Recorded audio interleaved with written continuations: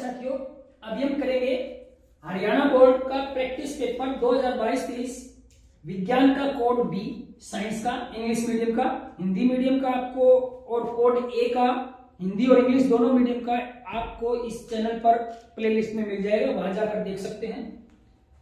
अभी हम पहला क्वेश्चन देखते हैं इसका इंग्लिश मीडियम का।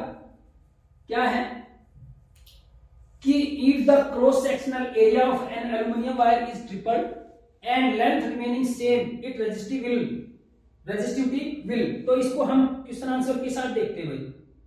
क्या होगा अगर हम इसके क्रॉस सेक्शन को क्या करते हैं, ट्रिपल कर दें। मान लो ये क्या है, वायर है भाई एल्यूमिनियम की, और इसको ट्रिपल कर दिया, मोटा कर दिया, तो इसकी रेजिस्टिविटी घट जाएगी। जितने गुना घटेगी उतने ही गुना उसकी जो रेजिस्टिविटी घटेगी, यानी कि ये जितना बढ़ेगा उतना ये घटेगा। तो आंसर हो जाएगा सी का डिक्रीज 3 टाइम्स। अभी मैं इतना ज्यादा नहीं समझाऊंगा, फास्ट करवाऊंगा ताकि आपको ज्यादा से ज्यादा वीडियो जल्दी जल्दी मिले। इसकी स्पेशल वीडियो प्रत्येक क्वेश्चन वाइज अलग से बना दी जाएगी। इसके बाद अगला है, a student has difficulty to reading the black board while sitting in the last row, what could be the defect the child is suffering from. तो उसको अगर एक बच्चा है और वो ब्लैक बोर्ड को देख नहीं पा रहा है, जब वो लास्ट रो में बैठा है, तो उसको कौन सी बीमारी होगी भाई, मायोपिया। डिफेक्ट उसका होगा मायोपिया। इस क्वेश्चन पेपर को आप एचबीएससी साइट से आप ले सकते हैं, bsch.org नाम से है। उसके बाद which of the following is not ultimately derived from the sun energy, यानी कि डिराइव नहीं होता, उत्पन्न होना, पैदा होना। सन एनर्जी, सन एनर्जी से कौन सी पैदा नहीं होती भाई, न्यूक्लियर एनर्जी। उसके बाद अगला क्वेश्चन है, what is the meaning of repurpose. Repurpose का मतलब क्या है, यानी कि कोई वस्तु जिस पर्पज के लिए थी उसका दूसरे पर्पज के लिए इस्तेमाल करना क्या कहलाता है, रिपर्पज। देखो repurpose mean when a product can no more be used for original purpose. जब किसी प्रोडक्ट को हम ओरिजिनल पर्पज के लिए इस्तेमाल नहीं कर सकते, थिंक केयरफुली, ध्यान से सोचो, and use if it some other useful purpose, यानी कि किसी दूसरे पर्पज के लिए, अदर यूजफुल पर्पज के लिए इस्तेमाल करें तो उसे हम रिपर्पज कहते हैं। फॉर एग्जांपल क्रैक्ड क्रोकरी, टूटा हुआ कोई क्रोकरी का सामान है। क्रोकरी मतलब चाय या घर रसोई में जो सामान है, क्रोकरी का सामान है जो टूट गया। या कप है कोई, जैसे मान लो ये कप है और ये इसका हैंडल है, अगर ये हैंडल टूट गया तो ये इतना काम का नहीं रहेगा। इसको हम यहाँ पर मिट्टी डाल के कोई भी पौधा उगा सकते हैं। तो इसका उद्देश्य चाय पीने के लिए रिपर्पज किया था। पर्पज क्या था इसका, टी को ड्रिंक करने के लिए। अब इसका इस्तेमाल होने लग गया गमला उगाने के लिए।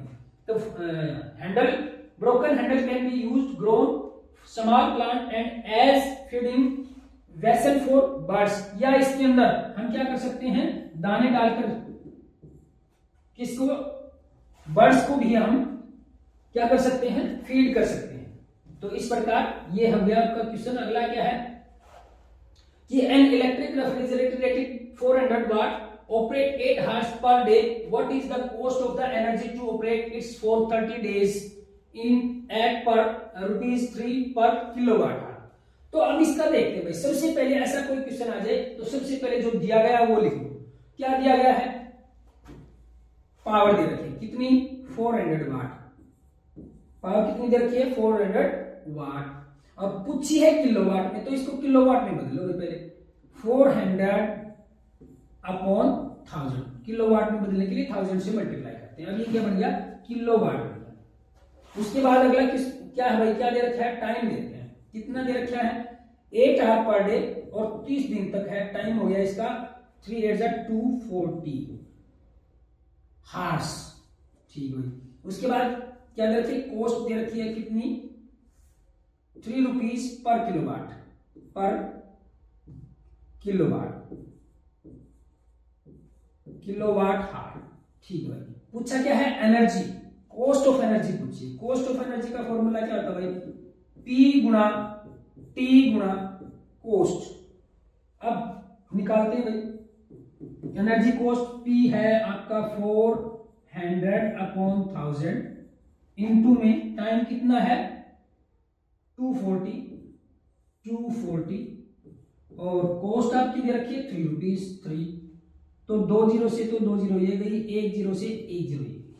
अब 4 या 12 कितना हो गया, 240 और 12 को गुणा कर दो, 12 चुके 48, 4 12 दूनी 24 और 4 28। तो यानी कि एनर्जी कॉस्ट आपका आ जाएगा 288 रुपीज।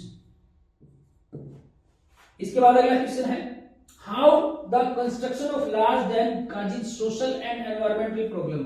अगर बड़े बड़े डैम बनाएंगे तो उससे सोशल, सामाजिक या एनवायरमेंट, पर्यावरण पर क्या समस्याएं पैदा हो जाएंगी। तो क्या भाई, vast area of land get submerged under water, यानी कि बड़ा क्षेत्र, जब हम बड़े बड़े डैम बनाएंगे तो वहां हमें पानी इकट्ठा करना पड़ेगा, तो बहुत सारा क्षेत्र में वो जो है वाटर से सबमर्ज हो जाएगा, डूब जाएगा, यानी कि बहुत सारा एरिया पानी से भर जाएगा। मैनी पीपल बिकेम होमलेस, बहुत से लोग क्या हो जाएंगे, होमलेस हो जाएंगे, घर छोड़ के जाना पड़ेगा, पानी भर जाएगा। तो ये सोशल प्रॉब्लम आ गई। It also lead the unequal distribution of water, यानी कि लोगों को समान मात्रा में पानी, जल नहीं मिलेगा। Water, people close to the source will get enough water, जो नजदीक होंगे उनको तो ज्यादा पानी मिलेगा। और एग्रीकल्चर के लिए whereas those far from the source, और जो दूर होंगे can not gate sufficient water, उनको सफिशिएंट वाटर नहीं मिलेगा। तो इस प्रकार ये तो सोशल प्रॉब्लम होगी। एनवायरमेंटल प्रॉब्लम क्या आएंगी, लार्ज स्केल डिफोरेस्टेशन, बड़े पैमाने पर वनों को काटना पड़ेगा जल इकट्ठा करने के लिए, वाटर को इकट्ठा करने के लिए। Loss of flora and fauna, वनस्पति और वहां के जीव जंतु क्या हो जाएंगे, खत्म हो जाएंगे। So that particular displacement of large number of people living in that area, बहुत से लोगों को भी वहां से हटाना पड़ेगा।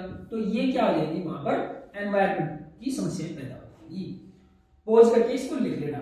उसके बाद अगला है, explain why the planets do not twinkle. ये वेरी वेरी इंपॉर्टेंट है, वेरी वेरी इंपॉर्टेंट है। इसको स्पेशल वीडियो प्लैनेट का और स्टार का अलग से पढ़ाऊंगा। ये यहाँ पर बस एक बार थोड़ा सा जल्दी से देख लीजिए। The planets are much near to the earth, जो प्लैनेट होते हैं पृथ्वी के नजदीक होते हैं, तारे पृथ्वी से दूर होते हैं, इसीलिए उन्हें छोटे दिखाई देते हैं, वैसे वास्तव में तारे बहुत बड़े होते हैं।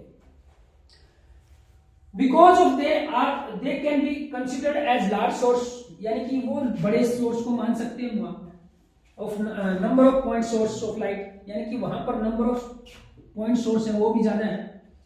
Then the average value of change the amount of light, यानी कि अमाउंट जो होती है ना, जो लाइट है वो जब वायुमंडल में प्रवेश करती है तो वो क्या हो जाती है, रिफ्लेक्टेड हो जाती है, और रिफ्लेक्टेड होकर के लाइट इधर उधर ऐसे ऐसे चलती है जब वायुमंडल में प्रवेश करती है। तो इस प्रकार जब हमारी आंखों तक पहुंचती है तो कुछ लाइट ही पहुंच पाती है। इस कारण से अगर बड़ा स्रोत है तो आधी लाइट हो सकता है एक बार आ जाए, आधी एक बार आ जाए, आधी इधर उधर, तो जो लाइट आएगी वो बराबर मात्रा में आएगी। मान लो इसके 10 पॉइंट है, कितने हैं, 10 पॉइंट है, और 5 पॉइंट से एक बार लाइट आ गई, दूसरी बार 5, दूसरे 5 की आ गई, तीसरी बार पहले 5 की आ गई, तो वो 0 हो जाएगा उसका जो असर है। तो light then the average value of change in the amount of light entering the eye from all point size light source is 0, यानी कि 0 हो जाएगी। Due to this effect of twinkling is nullified, जिसके कारण जो उसका ट्विंकलिंग का effect है, टिमटिमाने का जो असर है वो न्यूलिफाइड हो जाएगा, नगण्य हो जाएगा। तो इस प्रकार ये आपने क्वेश्चन देखा। तो भाई अगला है dry label diagram of an electric motor. ये भी वेरी वेरी वेरी इंपॉर्टेंट है, इसको भी मैं अलग से समझाऊंगा, बस यहां पर थोड़ा सा जल्दी से जल्दी देख ले। क्या है, पहले तो इसका चित्र देख ले। यहां पर 2 स्प्लिट रिंग लगे हुए हैं P और Q, और 2 ब्रश है X और Y, ये बैटरी है और ये क्या है, मैग्नेट है। तो प्रिंसिपल क्या है, एक current carrying conductor placed in a magnetic field it experiences force, यानी कि जब एक करंट कैरिंग कंडक्टर को मैग्नेटिक फील्ड के बीच में रखा जाता है तो इस पे फोर्स लगता है, ताकत लगती है, यानी कि कोई व्यक्ति किसी के बीच में आ जाए तो 2 आदमी उसको खींचे तो उस पर ताकत लगेगी। तो इसी प्रकार जब इसके अंदर इलेक्ट्रिसिटी करंट बहता है तो और मैग्नेटिक फील्ड में रखा जाता है तो इस पर एक झटका लगता है या एक बल लगता है, जिसके कारण ये अपना कार्य करती है। इसका अब ये तो हो गया प्रिंसिपल। अब करेंगे वर्किंग। वर्किंग क्या भाई, current in the coil ABCD enter from the source of battery through conducting brush X and flow back to the battery through brush Y, यानी कि करंट जो है प्लस से माइनस चलता है हमेशा, ध्यान रखना, ये प्लस का है और ये क्या है, माइनस, यानी कि करंट इधर से चला कोयल ए बी सी डी में प्रवेश किया, ए से बी और सी से डी, इधर की तरफ, नीचे की तरफ इसमें ऊपर की तरफ, और कहां से एक्स से होके चलेगा और वाई तक वापिस, और वाई से होता वापिस बैटरी में आ जाएगा। ठीक भाई। उसके बाद the current in arm A B of the coil flow from A to B, in arm C D flow from C to D. तो अब जो करंट है वो ए बी में तो ए से बी जाएगा और सी डी में सी से डी जाएगा। ठीक भाई। The magnetic field is from left to right, और जो मैग्नेटिक फील्ड होता है ना वो नॉर्थ से साउथ, यानी कि लेफ्ट टू राइट है, इधर से इधर है। तो अब क्या है, on applying Fleming left hand rule, ये जरूरी है। फ्लेमिंग का लेफ्ट हैंड रूल क्या होता है, लेफ्ट हैंड को की जो मिडिल फिंगर, लिटिल फिंगर और ये क्या है इंडेक्स फिंगर, मिडिल फिंगर और थंब को इस प्रकार स्ट्रेच करो कि they are perpendicular each other.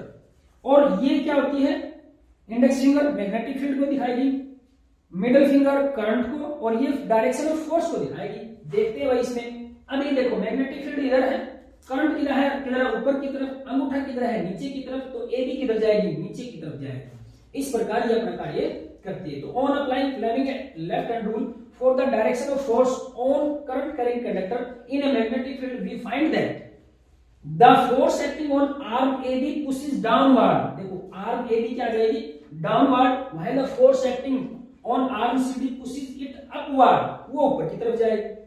Thus the coil and the axle rotate anti-clockwise। इस प्रकार देखो जो ये है, अभी ये नीचे जा रही है ऊपर, तो किधर जाएगी, एंटी क्लॉकवाइज।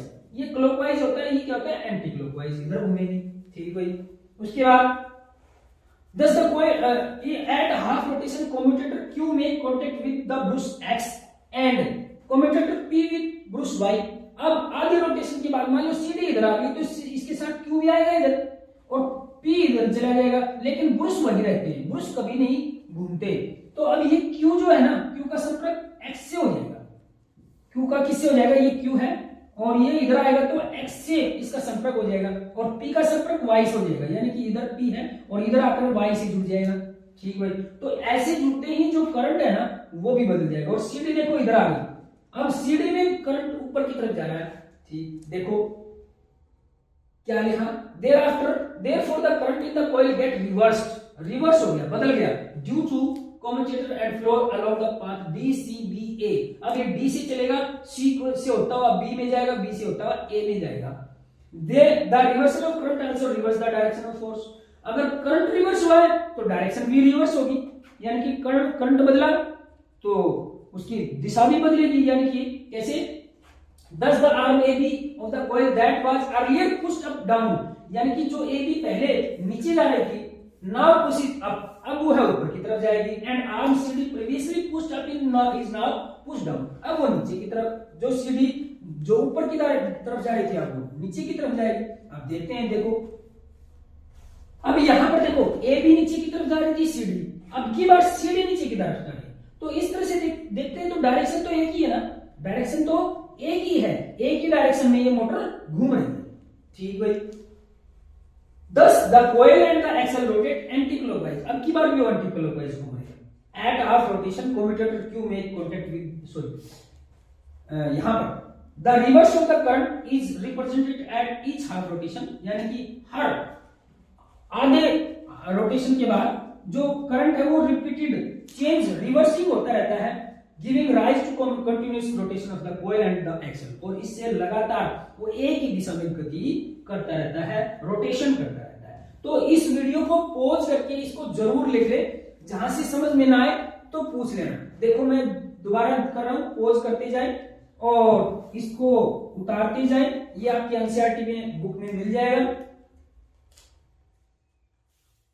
इसके बाद अगला क्वेश्चन है ना, ऑब्जेक्ट, एक ऑब्जेक्ट है 5 सेंटीमीटर इन लेंथ, यानी कि लेंथ दे रखी है, और लेंथ को किससे दिखाते हैं भाई, हाइट h से दिखाते हैं।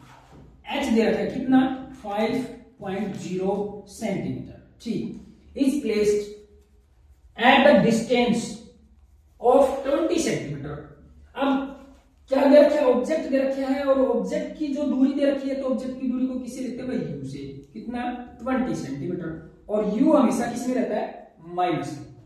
ठीक, कौन क्यों मिरर के सामने है, रेडियस ऑफ कर्वेचर दे रखा है, यानी कि r दे रखा है, रेडियस ऑफ कर्वेचर कितना, 30 सेंटीमीटर, और रेडियस ऑफ कर्वेचर से हम फोकल लेंथ निकाल सकते हैं, f का फोकल लेंथ क्या होता है भाई, r/2 यानी कि 30/2 यानी कि 50। अब ये है क्या क्या भाई, कॉन्वेक्स है। कॉन्वेक्स में हमेशा f जो होता है वो क्या होता है, प्लस में होता है। तो 15 सेंटीमीटर हमारे पास f आ गया r के द्वारा।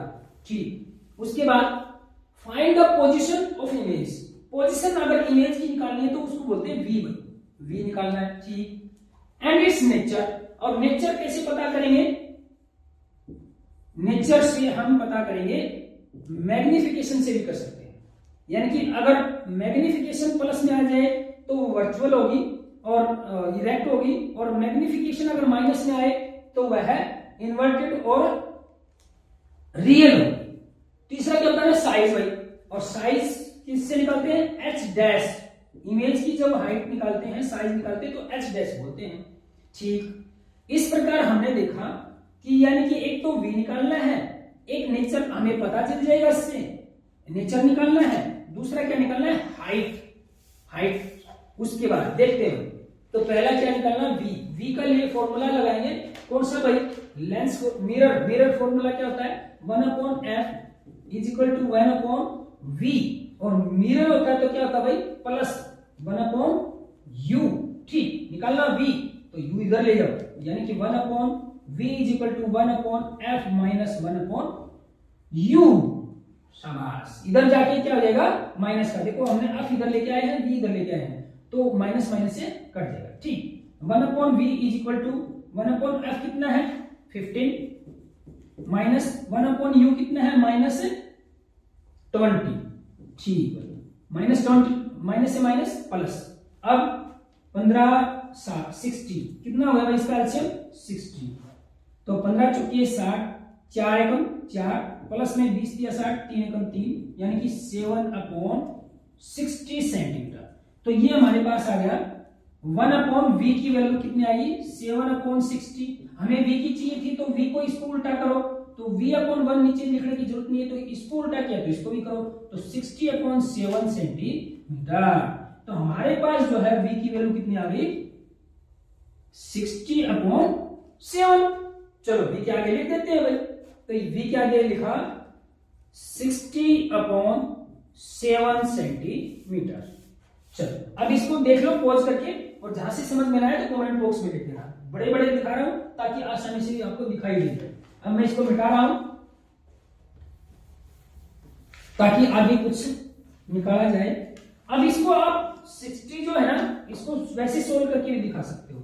जैसे 60 को हमने भाग किया 7 से, 7×56 4.35 और 7, तो कितना हो जाएगा। और हम यहां पर और लिख के भी इसको लिख सकते हैं आंसर, तो कितना आया 8.57 सेंटीमीटर। यानी कि v को हम ऐसे भी लिख सकते हैं और ऐसे भी लिख सकते हैं। ठीक, अब क्या निकालना भाई, देखते हैं आगे क्या निकालना। v हो गया, हाइट निकालना है। हाइट का फॉर्मूला क्या होता है, m is equal to h dash upon h होता है, यानी कि m बराबर, अगर इसको इधर सॉरी h डैश बराबर क्या हो जाएगा m h, यानी कि h तो हमारे पास है, m नहीं है अभी भी। देखो m तो निकालना ही है, तो m निकालने का एक फॉर्मूला और है, या क्या हो सकता है इसके बराबर, m बराबर क्या हो सकता है, m is equal to v upon u। अभी हम देखेंगे कि इसमें फॉर्मूला कौन सा है, मिरर फॉर्मूला है। मिरर में क्या होता है प्लस, यहां माइनस, m की क्या होती है माइनस होती है। ठीक भाई, तो m इज इक्वल टू क्या हो जाएगा, m बराबर v की वैल्यू कितनी आई 60/7 माइनस अपॉन कितना आ गया, u कितना है -20, तो माइनस से माइनस प्लस, तो m इज इक्वल टू क्या हो जाएगा भाई 60/7, और इसको ऊपर लेके जाओ, ऊपर लेके जाओगे तो क्या हो जाएगा 1/20, 20 दिया 60, यानी कि m बराबर कितना आया भाई 3/7। और ये प्लस में आया है, प्लस में आया तो क्या होती है भाई वर्चुअल, और वर्चुअल लिख लेना, वर्चुअल एंड इरेक्ट, तो नेचर भी पता चलेगा। ठीक भाई, तो m की वैल्यू आ गई हमारे पास, m इज इक्वल टू 3/7 7 और निकालना क्या था mh यानी कि h डैश निकालना था। m कितना 3/7 और हाइट कितनी है भाई 5, तो करो कितना हो जाएगा 15/7। तो हमारे पास हाइट भी आ गई कितनी 15/7, या हम इसको ऐसे लिख सकते हैं 15 को 7 से 7 2 जा 14 कितना हो जाएगा 1 7 3 4। तो यानी कि कितना हो गया, इसको हम ऐसे भी लिख सकते हैं, ये हम यहां लिखेंगे सेंटीमीटर और 2.14 सेंटीमीटर। इस प्रकार हमने हाइट भी निकाली। तो इस प्रकार ये आपका क्वेश्चन क्लियर हो गया। उसके बाद अगला क्वेश्चन देखते हैं। एक कॉन्केव लेंस है, फोकल लेंथ 15 सेंटीमीटर। भाई क्या है, कॉन्केव लेंस है और फोकल लेंथ दे रखी है, यानी कि एफ दे रखा है कितना 15 सेंटीमीटर। अब ये क्या है, कॉन्केव शब्द आ जाए तो इसका मतलब माइनस होता है, ठीक। At what distance should be the object from the lens be placed, यानी कि क्या रखना है, ऑब्जेक्ट रखना है। तो यानी कि यू निकालना है, क्या निकालना है यू, ठीक। Placed so that if the form of image 10 centimetre from the lens, यानी कि वी दे रखे हैं हमारे पास कितना 10 सेंटीमीटर। अब ये प्लस आएगा या माइनस, अभी कॉन्केव लेंस है, कॉन्केव लेंस में इधर इमेज बनती है तो इधर क्या होता है माइनस, ठीक। तो यहां पर -10 सेंटीमीटर आ गया फ्रॉम द लेंस आल्सो। अच्छा ये माइनस प्लस कहां से आया, इसकी वीडियो जरूर बनाऊंगा, उसको चैनल को सब्सक्राइब कर लेना ताकि आपको वो पता चल जाए कि कब वीडियो आई है, नोटिफिकेशन जरूर दबा लेना, ठीक। आल्सो फाइंड द मैग्निफिकेशन, यानी कि मैग्निफिकेशन भी निकालना है, एम भी निकालना है, चलो निकाल दे। तो अब यहां पर हमारे पास लेंस फॉर्मूला क्या है, 1/f is equal to 1/v, और लेंस है तो क्या हो जाएगा भाई माइनस 1/u, ठीक है 1/f। अभी यहां पर हमने क्या करना है, निकालना तो u है, u इधर ले आओ या इधर रखो और ये इधर आ जाएगा, यानी कि 1/f और v इधर आ जाएगी।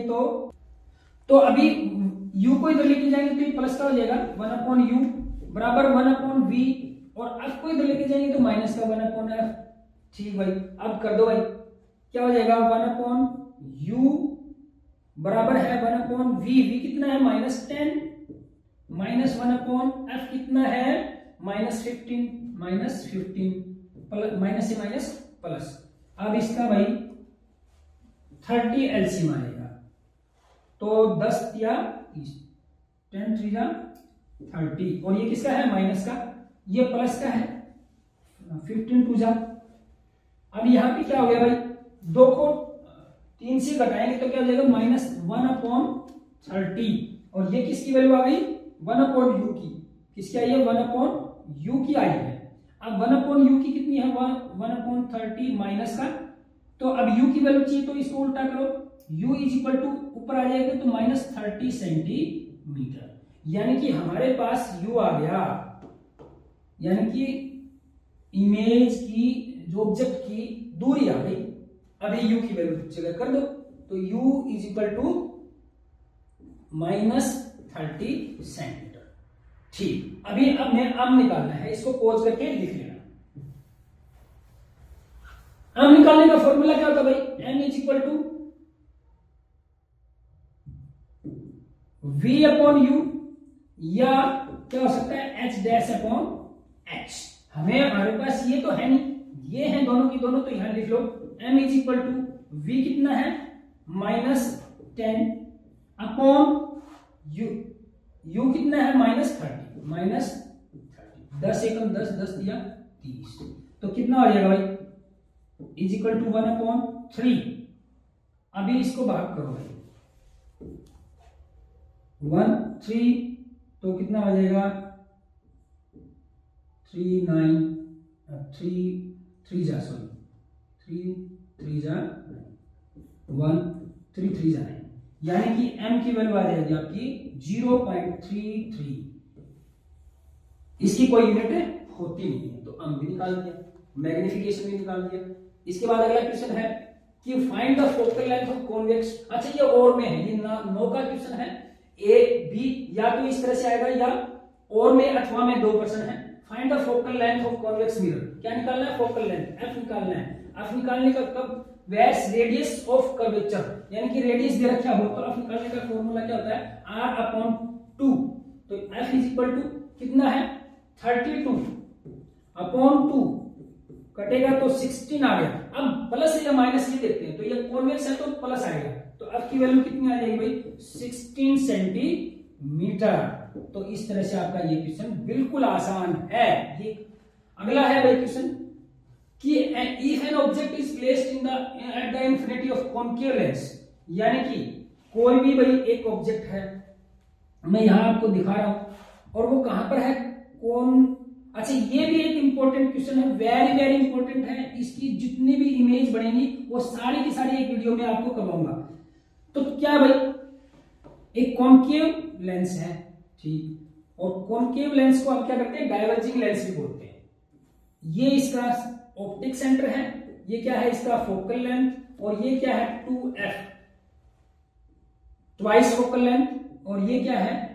f2, और ये क्या है? 2f2, ठीक। प्लेस्ड इंफिनिटी पर क्या है? ऑब्जेक्ट है, नहीं पता भाई कहां पर है, तो उसका रे डायग्राम बनना है। तो इंफिनिटी पर जब भी कोई लाइट आती है ना तो वो पैरेलल आती है। इंफिनिटी से जब भी कोई लाइट आती है पैरेलल आती है, पैरेलल आती है तो फोकल लेंथ से होके जानी चाहिए। लेकिन ये डाइवर्जिंग है, कन्वर्जिंग है, तो डाइवर्जिंग करेगा तो इस लाइन से हमें स्केल रखनी है और इस घर से भेजनी है, इधर जाएगी। दूसरी लाइट भी गई आई तो ये भी किधर जाएगी? इसकी लाइन से। अभी ये देखते हैं, अगर ये इधर कभी नहीं मिलेगी तो ये यहां पर मिलती हुई प्रतीत हो रही है, यहां पर इस तरह से हमें वर्चुअल हो रही है, तो यहां पर मिलेगी। तो अब क्या बताना भाई? एक्सप्लेन द पोजीशन, पोजीशन बतानी है, पोजीशन,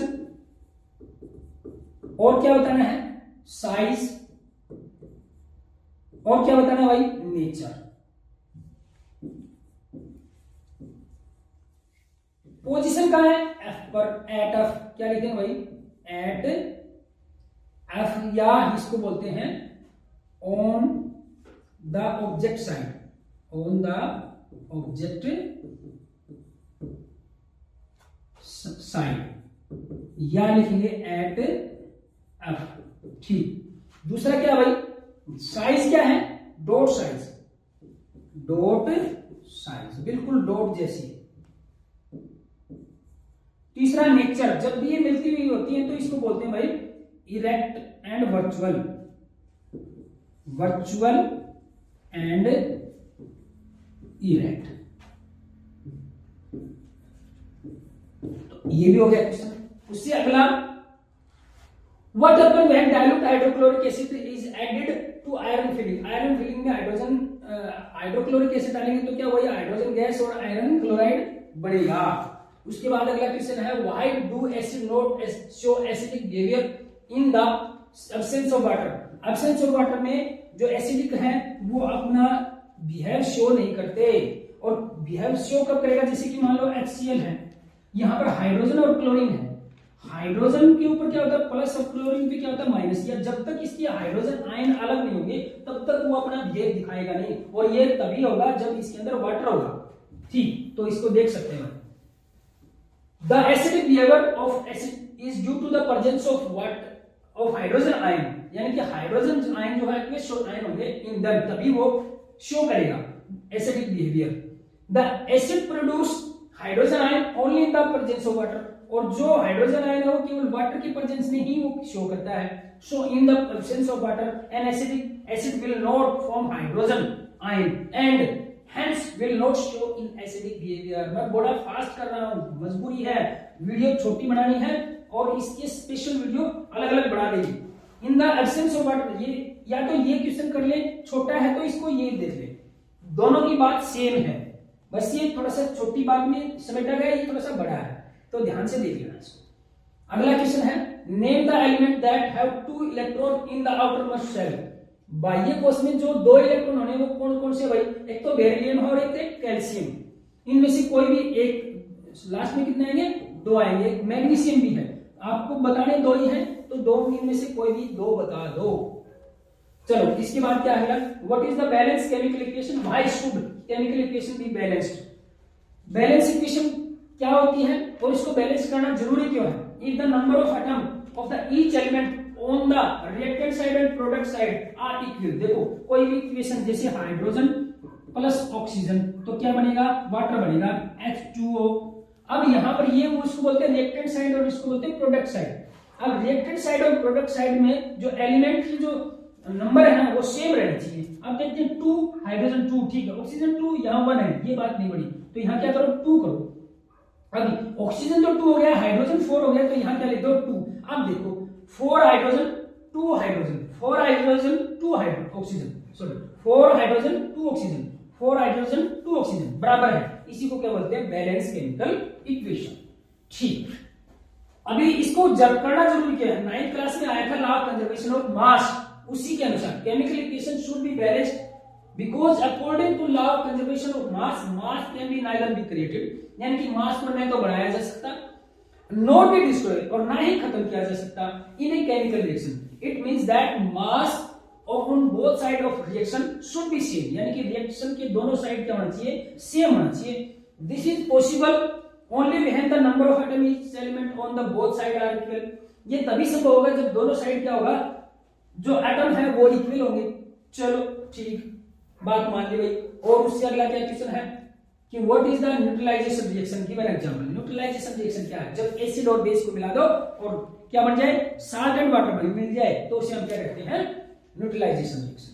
चलो, when an acid react with base and then salt and water are produce is called neutralisation reaction. जैसे यहां पर लिख के रखा है हाइड्रोक्लोरिक एसिड, या कोई और इक्वेशन देख सकते हो आप, जैसे कि आप क्या निकलो HCl plus potassium hydroxide KOH, तो क्या बन जाएगा भाई, potassium chloride KCl plus H2O। तो ये भी क्या है, न्यूट्रलाइजेशन रिएक्शन है। इसके बाद अगला क्या है कि how does the electronic configuration of an atom relate to position of the modern periodic table, यानी कि इलेक्ट्रॉनिक कॉन्फ़िगरेशन का पता करके हम जो उसकी पोजीशन है एलिमेंट की पीरियोडिक टेबल में कैसे पता कर सकते हैं। तो सीधी सी बात है, इस मॉडर्न पीरियोडिक टेबल में ग्रुप होते हैं, 18 ग्रुप है और पीरियड है 7 पीरियड है। तो जो ग्रुप होता है ना उसके अंदर जो एलिमेंट लगे होते हैं एक ही ग्रुप में सेम कॉन्फ़िगरेशन मिलेगा। जैसे कि यहां पर हेलिना के लफ्ज से फरियाद आप जो याद करते हैं, हेलिना की, इस तरह से मान लो ये 4 से देख लेते हो, हाइड्रोजन के लास्ट में भी एक इलेक्ट्रॉन आता है, इसका एटॉमिक नंबर और इसका 3, 11, 19, सबके लास्ट में इलेक्ट्रॉन कितने हैं 1, यानी कि सेम ग्रुप में सेम क्या होंगे, जो लास्ट में इलेक्ट्रॉन है वो सेम होंगे। ठीक, इसको क्या बोलते हैं, वैलेंस इलेक्ट्रॉन बोलते हैं, और इसकी वैलेंसी भी सेम होगी। और पीरियड के अंदर जो है पीरियड, जब इसकी तरफ बाएं से दाएं जाएंगे, लेफ्ट टू राइट जाएंगे, तो यहां पर जो है ना वो कॉन्फ़िगरेशन बढ़ती जाएगी। जैसे कि यहां पर है हाइड्रोजन और हीलियम, तो यहां पर कितने हैं, 1 इलेक्ट्रॉन है, और हीलियम में कितने हैं 2, तो पीरियड में बढ़ती है और ग्रुप में सेम रहती है। तो लिख सकते हैं in the modern periodic table atom with the similar electronic configuration are placed in the same column, column या ग्रुप, कॉलम की जगह क्या लिख सकते हो आप, ग्रुप। ठीक, और in the group the number of valence electron remain the same, valence electron भी सेम रहेंगे, बात दोनों एक ही है। Element across a period, period में showing the increase in the number of valence electron, अगर हम अक्रॉस द पीरियड जाएंगे तो नंबर ऑफ इलेक्ट्रॉन जो है वो बढ़ते जाएंगे, वैलेंस इलेक्ट्रॉन। शाबाश, ये भी हो गया। चलो उससे अगला देखते हैं, state 2 ways of the preventing of rusting of iron, यानी कि लोहे को रस्ट मानी जंग से बचाने के लिए लोहे को कैसे बचाया जा सकता है। तो ये क्या कर सकता भाई, एक तो प्रिवेंटिंग बाय पेंटिंग, ऑयलिंग, या तो उस पर पेंट कर दो, तेल वगैरह लगा दो, ग्रीस लगा दो, या गैल्वेनाइजेशन। गैल्वेनाइजेशन में क्या होता है, एक coating of iron with thin layer of zinc, zinc की अगर पतली सी परत चढ़ा दोगे लोहे के ऊपर, उसको बोलते हैं गैल्वेनाइजेशन। तो इस प्रक्रिया के द्वारा भी हम लोहे को प्रिवेंट कर सकते हैं रस्ट से। ठीक, उससे अगला क्वेश्चन क्या है, difference between metal and non metal on the basis of their chemical properties. ये ध्यान रखना, ये क्या लिखा है, केमिकल प्रॉपर्टी, एक होता है फिजिकल प्रॉपर्टी। फिजिकल प्रॉपर्टी क्या होता है, जैसे कि हार्डनेस हो गया, कंडक्टिविटी हो गई, जैसे मेटल जो होती है वो इलेक्ट्रिसिटी और हीट की कंडक्टर होती है, वो है फिजिकल प्रॉपर्टी। हम पढ़ेंगे कौन सी, केमिकल प्रॉपर्टी। ध्यान देना, ये मत कर देना कि वो इसमें लिख दो, ये केमिकल वाले लिख दो।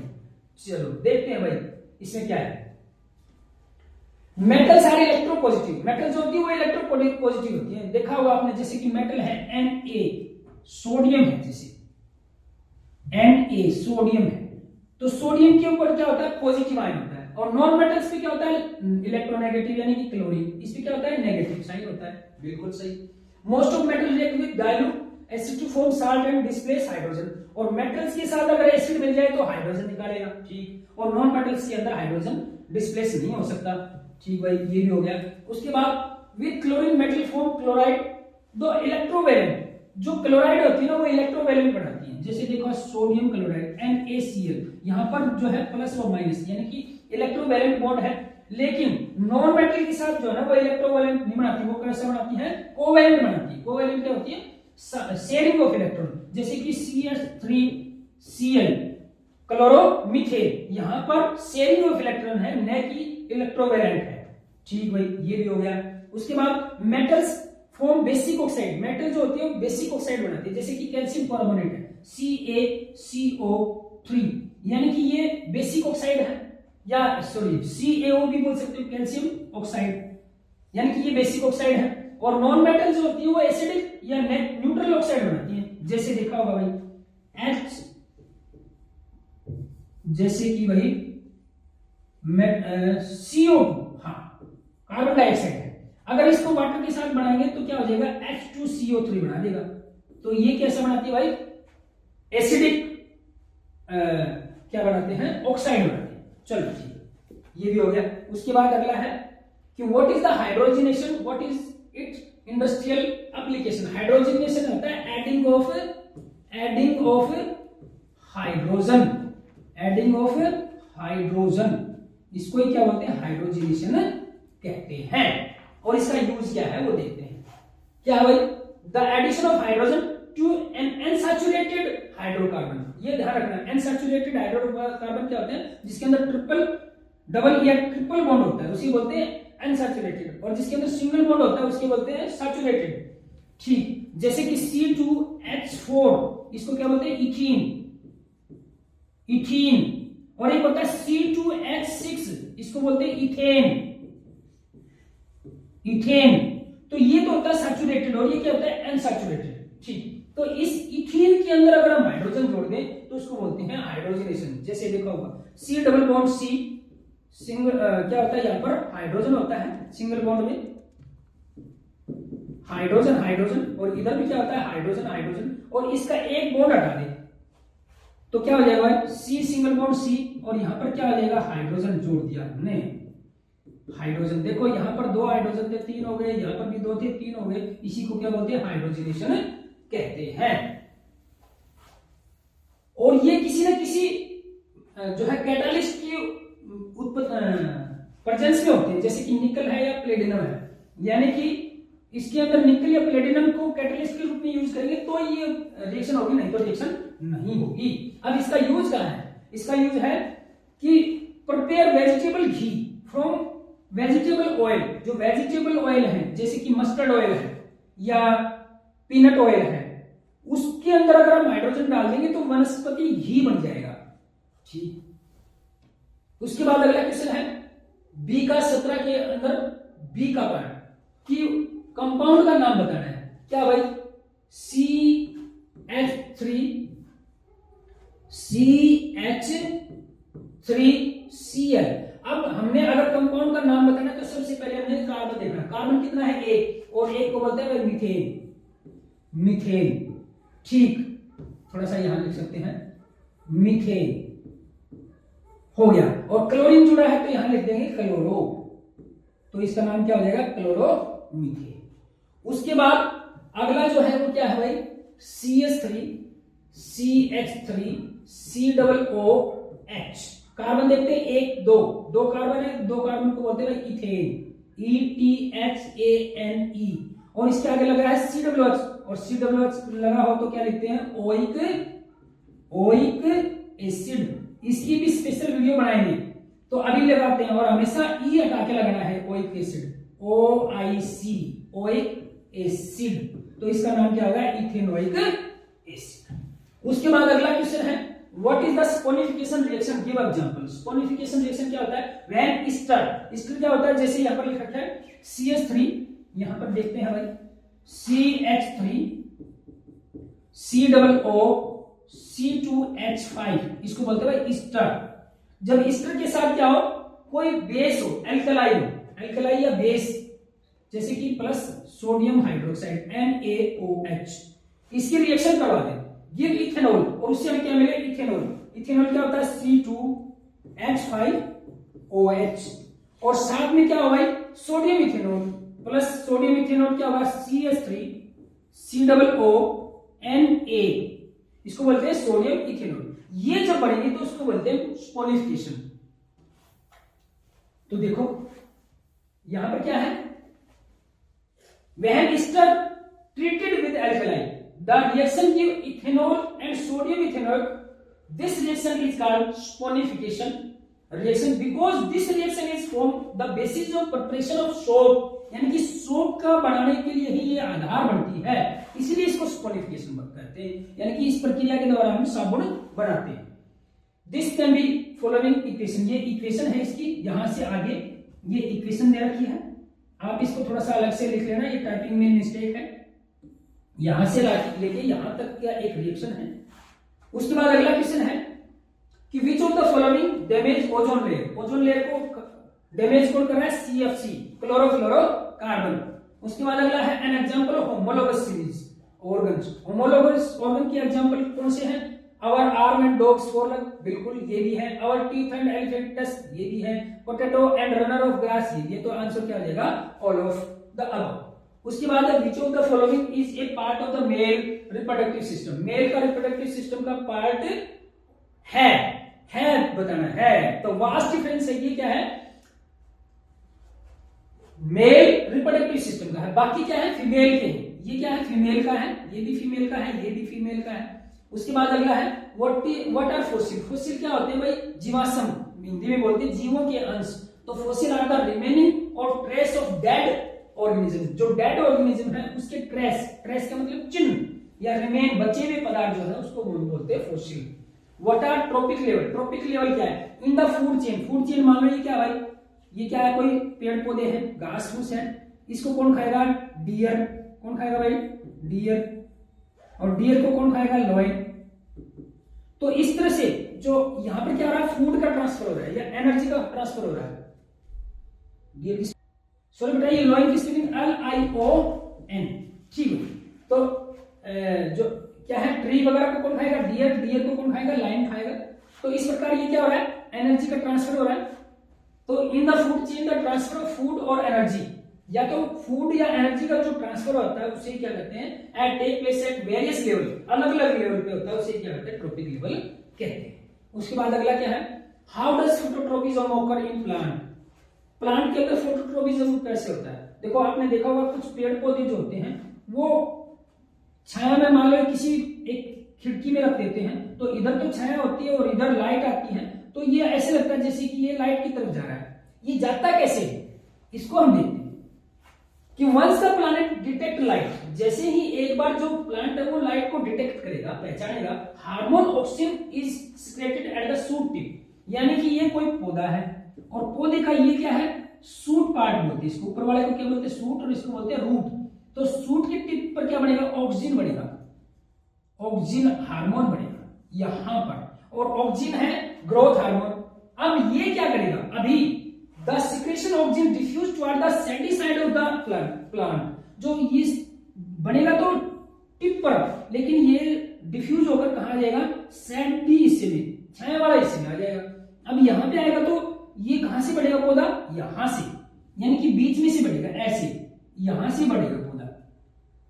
अब ये पौधा हमें ऐसे लगता है जैसे बढ़ तो इधर गया, लेकिन लगता कैसे है, सूरज की, सन की तरफ ये बढ़ रहा है, लेकिन वास्तव में बढ़ कहां रहा है, बीच में से, लगता हमें ऐसे सैडी पार्ट।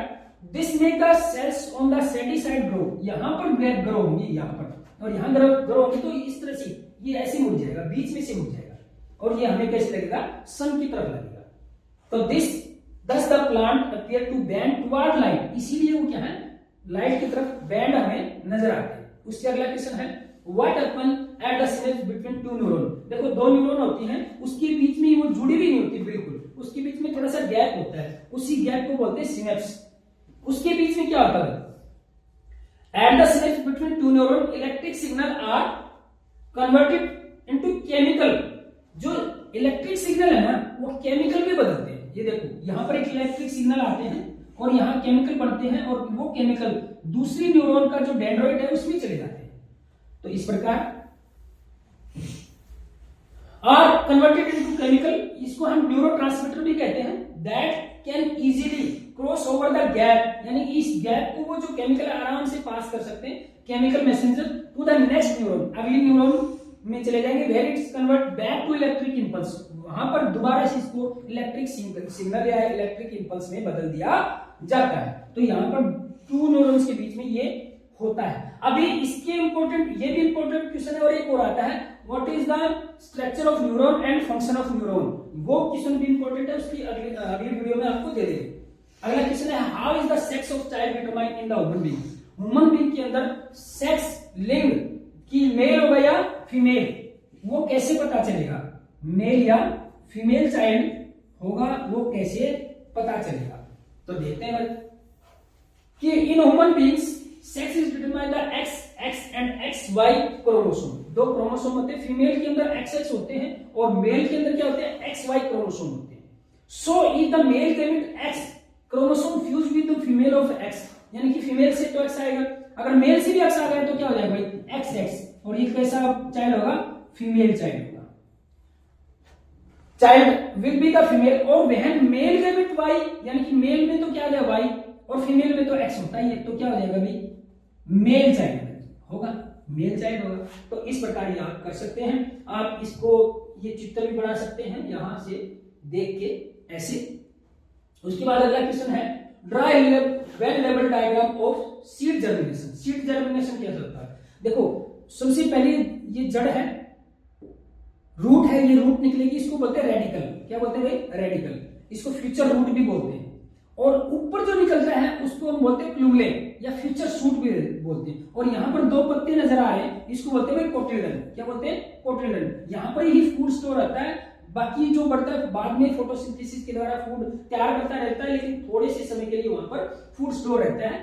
तो इस प्रकार ये आपका चित्र है, आप इसको बना सकते हैं और देख सकते हैं। उसके बाद अगला है what is the role of seminal vesicle and the prostate gland. Seminal vesicle और प्रोस्टेट ग्लैंड का काम क्या है, तो both seminal vesicle and prostate gland secretes fluid.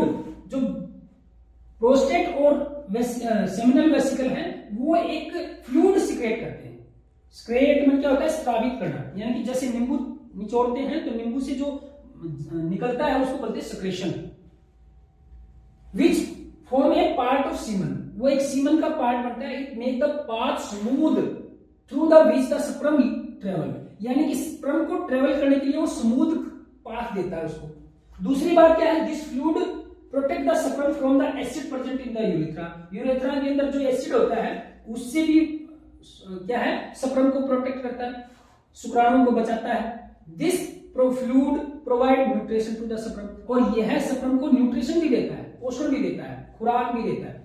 तो आप इसको ये लिख सकते हैं अलग अलग पॉइंट में भी। और यहां पर दूसरा छोटा भी लिख रखा है the prostate and the seminal vesicle at their secretion so that the sperm are now in fluid which make their transport easier and this fluid also provide nutrition. ये छोटा भी है, जो अच्छा लगे आंसर वो याद कर लेना, पॉज करके आप लिख लेना इसको। इसके बाद अगला क्वेश्चन है draw a well labelled diagram of cross section of leaf.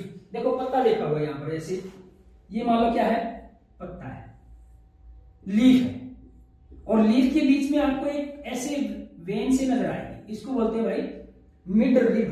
क्या बोलते हैं, मिड रिब। और साइड में भी नजर आएंगे इस तरह से, इनको बोलते हैं भाई वेन। क्या बोलते हैं, वेन। ये लिखा क्या है यहाँ पर, वेन। और ये क्या है, मिड रिब। ये बीच वाले क्या है, मिड रिब। ठीक, अब इसको अगर हम काट के देखते हैं, देखो एक और है ये इसको बोलते हैं लीफ ब्लेड या लेमिना। लीफ ब्लेड या लेमिना, इसका जो बाहर का भाग है। और इसको काटेंगे तो एक मोटाई नजर आएगी, वो मोटाई जो होती है वो क्या होता है, वैक्सी क्यूटिकल, वैक्सी मोम जैसी होती है। आप पत्ते को तोड़ोगे तो देखना एक चिपचिपा सा पदार्थ निकलेगा, क्यूटिकल। और यहां जो इसके ऊपर की परत है उसको बोलते हैं अपर डर्मिस, यहां पर ये अपर डर्मिस है, और नीचे की परत को क्या बोलते हैं, लोअर डर्मिस। इसको मैं बड़ा करके भी दिखा दूंगा, आप लिख लेना। और इसके अंदर जब पत्ते को सूक्ष्म माइक्रोस्कोप से देखते हैं अंदर की तरफ क्या होते हैं, यहां पर ये क्लोरोप्लास्ट होते हैं, ये देखते हैं,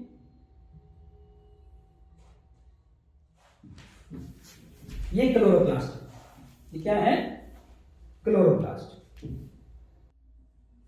तो ये क्लोरोप्लास्ट है यहाँ पर, और यहाँ पर गैप होता है, इसमें एयर भरी रहती है। और यहाँ पर देखा होगा आपने गार्ड सेल, जो कि आपका स्टोमाटा में पाई जाती है। तो इस प्रकार आप इसका चित्र बना लीजिए। ये जो आपकी एनसीईआरटी बुक में दिया भी गया है, ध्यान से देख लेना, आसान है। उससे अगला क्वेश्चन है, what are the difference between aerobic and anaerobic respiration. बहुत आसान है। Aerobic it take place in the presence of oxygen, ठीक है। Anaerobic it take place in the absence of oxygen. उसका the end product is aerobic respiration is carbon dioxide and water. इसमें जो product बनेगा carbon dioxide और water बनेगा aerobic में। Anaerobic में क्या बनेगा, कार्बन डाइऑक्साइड और लैक्टिक एसिड बनेगा। उसके बाद एनर्जी जो होती है वो मोर अमाउंट में, एनर्जी क्या होती है, मोर अमाउंट में रिलीज होती है, इसमें लेस अमाउंट एनर्जी रिलीज होती है।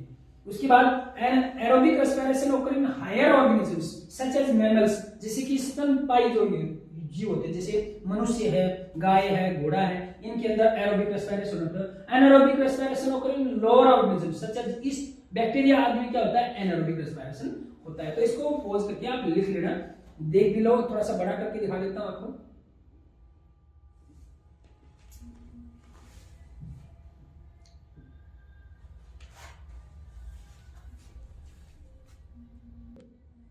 इससे अगला क्वेश्चन देखते हैं।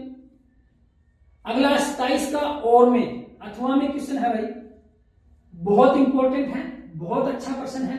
क्या है भाई कि describe structure and function of human heart. Human heart का स्ट्रक्चर बताना है और उसका फंक्शन बताना है। लास्ट क्वेश्चन है इसका। क्या है भाई, स्ट्रक्चर देखते हैं इसका। इसमें क्या है, वेना कावा है, अपर साइड से आएगी, और लोअर वेना कावा है। ये क्या है, यहां से ब्लड जो है एंटर करता है, वेना कावा से ब्लड एंटर करेगा यहां से, और ये लोअर पार्ट से, नीचे से यहां से करेगा, और ऊपर के पार्ट से यहां से करेगा। किसमें, राइट आर्टरी में ब्लड एंटर करेगा। वह कॉन्ट्रैक्ट, जब ये कॉन्ट्रैक्ट होगा ना, तो ये ब्लड इस वाल्व के द्वारा इसमें राइट वेंट्रिकल में आ जाएगा। राइट वेंट्रिकल से ये ब्लड जो है प्लुमिनरी आर्टरी के द्वारा लंग्स में चला जाएगा, लंग्स में चला जाएगा, वहां कार्बन डाइऑक्साइड छोड़ देगा और ऑक्सीजन लेकर के वापस पल्मोनरी वेन के द्वारा लेफ्ट एट्रियम में आ जाएगा। लेफ्ट एट्रियम से वाल के द्वारा लेफ्ट वेंट्रिकल में आ जाएगा, और लेफ्ट वेंट्रिकल से होता हुआ ये ओर्टा के द्वारा पूरे शरीर में चला जाएगा। इस तरह से ब्लड आता रहता है और जाता रहता है पूरे हार्ट में। अब देखते हैं इसकी फंक्शनिंग क्या भाई, वर्किंग, ध्यान से देख लेना। The heart is pumping organ of the body. Heart क्या है, पंपिंग ऑर्गन है, पंप करने वाला ऑर्गन है। जैसे कि वाटर को पंप के द्वारा ऊपर भेजा जाता है, इसी प्रकार ब्लड को बॉडी के अंदर हार्ट के द्वारा ऊपर भेजा जाता या पूरे जगह पर भेजा जाता है। Which help in the circulation of blood through the body, पूरे बॉडी में सर्कुलेशन के काम आता है। द राइट, अब ये काम कैसे करता है, the right atrium receive deoxygenated blood. जो राइट एट्रियम है ना, ये जो है राइट एट्रियम, ये क्या करता है, पूरी बॉडी से ब्लड को रिसीव करता है वेना कावा से। ठीक, कहां से, through vena cava. When right atrium contract, then the blood is entered into the right ventricle through valve. अब ये कॉन्ट्रैक्ट करेगा तो राइट वेंट्रिकल में वाल्व के द्वारा, और ये वाल्व कौन से होते हैं, ट्राइकुस्पिड वाल्व होते हैं, इसके द्वारा एंटर करेगा। अब यहां से when right ventricle contract, then the blood is pumped into the pulmonary arteries. The pulmonary arteries carry the blood to the lungs for oxygenation. यानी कि ऑक्सीजन लेने के लिए यह लंग्स में जाएगा। उसके बाद द ऑक्सीजनेटेड ब्लड, अब ऑक्सीजन लेने के बाद oxygenated blood return to the heart through the pulmonary vein. Pulmonary vein के द्वारा लेफ्ट एट्रियम में आ जाएगा। लेफ्ट एट्रियम से when the left atrium contract, देखो हार्ट जो होता है एक कॉन्ट्रैक्ट होता है, रिलैक्स होता है, contract relax, contract relax, contract, then the blood passes into the left ventricle by the opening of valve. यहां पर जो वाल्व होता है उसको बोलते हैं bicuspid valve. On the contraction of left ventricle, the blood is pumped into the aorta. Aorta में चला जाएगा, and the aorta transport blood to all body parts. इस प्रकार ये पूरे बॉडी पार्ट में चला जाएगा। तो ये वीडियो बहुत इंपॉर्टेंट है, इससे संबंधित एग्जाम में जरूर प्रश्न आते हैं। इसके चारों तरफ के क्वेश्चन मैं अगली वीडियो में जरूर करवाऊंगा। तो इस चैनल को सब्सक्राइब कर ले और बेल आइकन का बटन जरूर दबा ले, ताकि आपको नोटिफिकेशन में ये वीडियो मिल जाए। और शेयर कर दें इस वीडियो को, ताकि सभी बच्चों को आसानी से फायदा हो सके, आपके यार प्यारे दोस्तों को मिल सके ये वीडियो। तो देखने के लिए बहुत बहुत धन्यवाद। Thank you very much.